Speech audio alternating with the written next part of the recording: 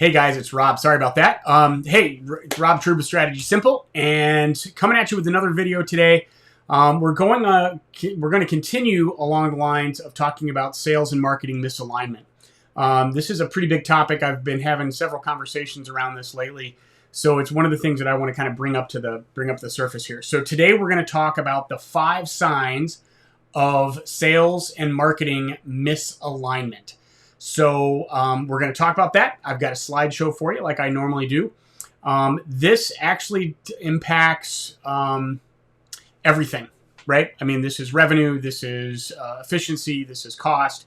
So this is a pretty big topic. So I'm going to cover the 5 reasons or 5 signs that you're misaligned and kind of some solutions that you can do for that. So I'm going to try and run through this and let's see what we got. All right. So 5 signs of sales marketing misalignment. I found this quote that was attributed to Harvard Business Review, and that is, misaligned marketing and sales teams are leaving money and lots of it on the table. So obviously that should have everybody's attention. And then I go back to the quote that if you follow me on social media, I had this on my profile. 75% or 74% of high performing organizations have strong sales and marketing alignment. So if you want to position yourself as a high-performing organization, well, then that makes sense that you should have sales and marketing alignment, right? So that's kind of the reason why, as we're going to talk about this, right, is if you're paying for marketing and you've got sales or you've got producers or you've got BDRs, you better make sure that those two are working kind of hand in hand. So let's go ahead and jump over to this and talk about this, right? So what are the signs? Sales burns through leads. If you've got a sales team that's burning through it, that's an issue. Sales ignores marketing about positioning and strategy. Interesting. Sales doesn't use the collateral created by marketing. Sound familiar? Sales doesn't listen to the junior marketing team or to the younger people on the marketing team, and we're going to talk about that as to why. And then sales doesn't ask marketing for anything, right? So, those 5 signs, if you see those, and you don't have to have all 5, right? If you've got a couple of them, then it's an issue that you're going to need to address, right? So take a look at that list again. I'll put it back up here again. If you want a copy of the list, let me know, and I'll also get you a copy of the solutions. So without further ado, let's go ahead and get started. So burning through leads, sales burns through leads. If you've got a sales team or you've got a group of sales producers, business development reps that are just always burning through those marketing qualified leads, right? They just seem to be just flipping through them. Chances are they're not giving them enough time to take, right? They're only looking for the ones that are going to close right now. Which sometimes I can understand that. But again, it goes back to that whole conversation we've had when you look at the buyer's funnel, right? And you look at where they are. At any given moment, only 3 to 5% of your market is going to be ready to buy now, right? So what about the other 97 to 95%, right? Well, we know that half just aren't even an option. So what about that 45 to 47%, right? What are you doing with those that maybe they know they have a problem or they're going to be in the market soon?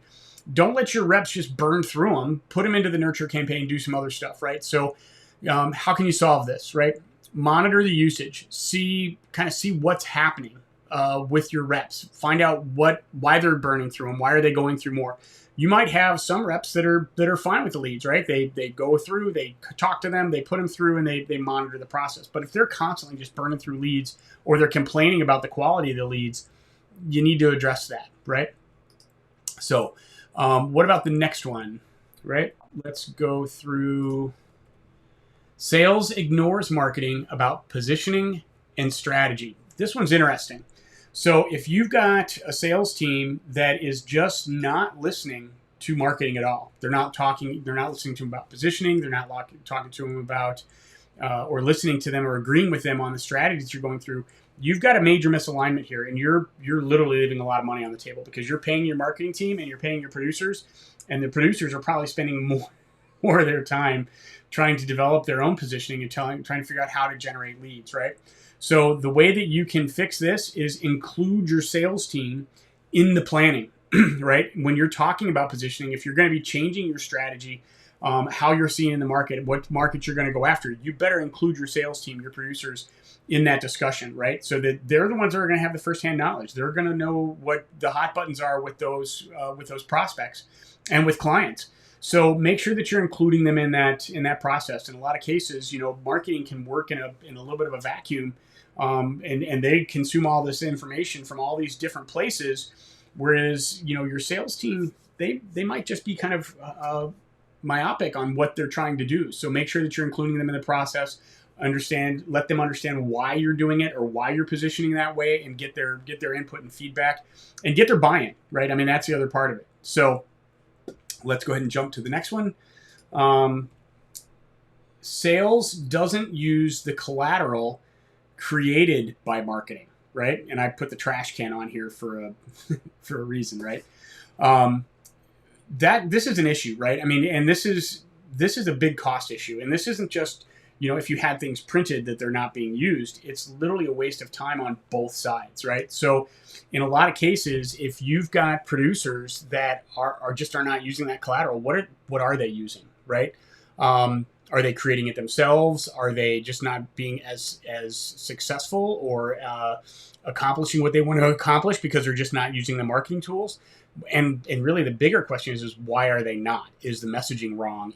Do they not like the pictures? Is it, it's not them? So I don't feel like it is my voice. Understand that. How can you get past it, right?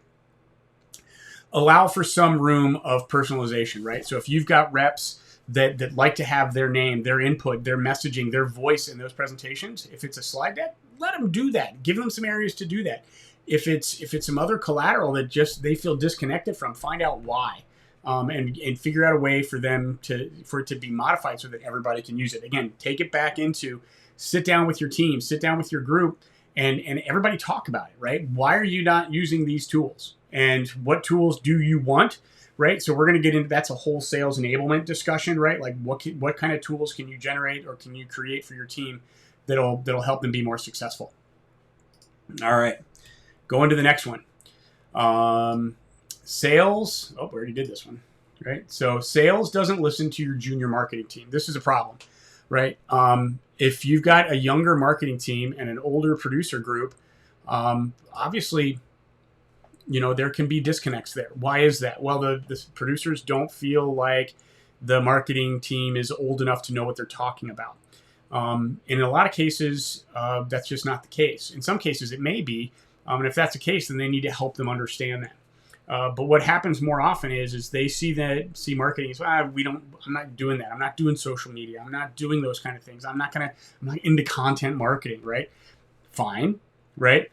But if they're not listening to it, you have to make your sales team understand that marketing is a process. It's a machine, right? And it's not as deliberate as a sales component. So different parts of the marketing team are going to do different things. So you might have somebody that's a little bit younger running your social media program because they know how to find those people, how to generate those leads.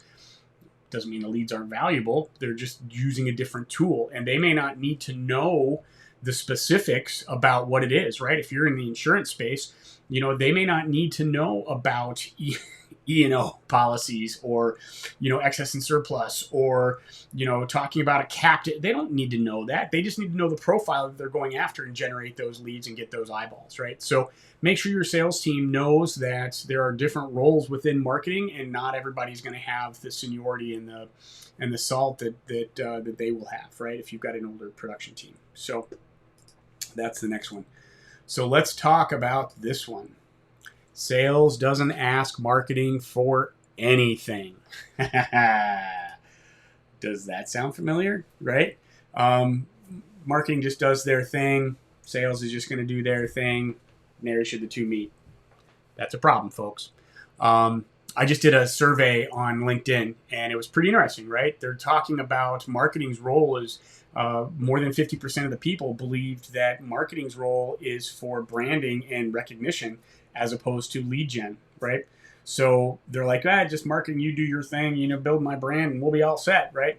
No, that's not the way that it's going to work. It should work.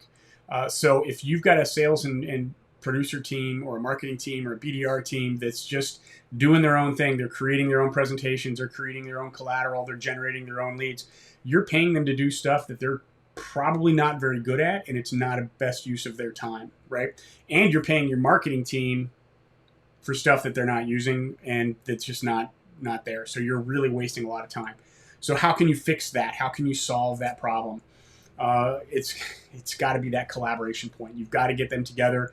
They've got to understand what is each of those departments good at, and how can they work together.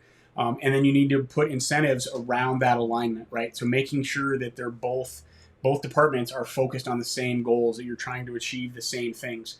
So that's how you can get past that, right? Making sure that, in a lot of cases, sales and producers are paid on commission. Marketing's paid on a salary, right? There's no incentive for them to fix that, right? There's a couple different ways you can do it. So that's basically what I've got for you guys today, right? Is those 5 signs of misalignment.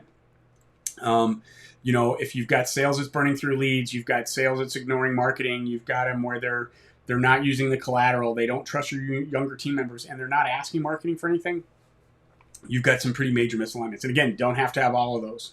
So kind of going back to how I end every one of them. If you need help, if you want that information, reach out to me. We've got some really cool tools available to help you identify if you've got misalignment issues, and then we can also help you fix them as well. So with that said, like I always said, if you like this content, give me a like, thumbs up, leave me a message, leave a comment, right? Shoot me a message. And then as always, if you can share it, that would be great. If you want more information, you can always visit us at strategysimple.com. Folks, marketing and sales is hard. I know that. You know that it's hard. Having sales and marketing not be aligned, well, you're leaving a lot of money on the table. So that's all I got for you today. It's a long one. Sorry about that. Have a great day, and we'll talk soon.